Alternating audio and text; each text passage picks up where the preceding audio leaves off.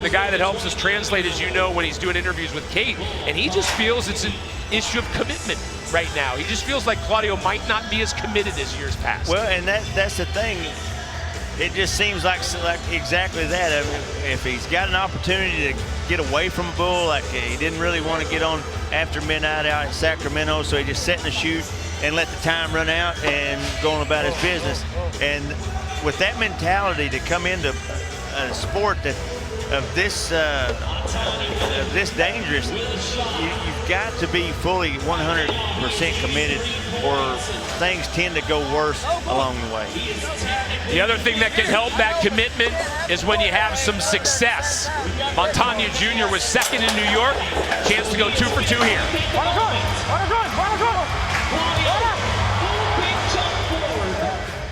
Pennywise, looking for his pound of flesh, and he took it out of Frank Newsom, it looks like.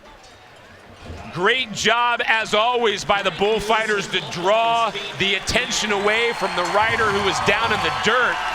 But that got ugly very quickly. The touch happened at 4.8. And he's just late from the get-go when that bull had that forward movement and the big jerk. This bull's probably put on 200 pounds in a year. So he's a lot stronger than a lot of the guys remember him, then watch him get Frank Newsom. Slings 150, 160-pound cowboy 12 foot across the arena. You mentioned the weight he's put on.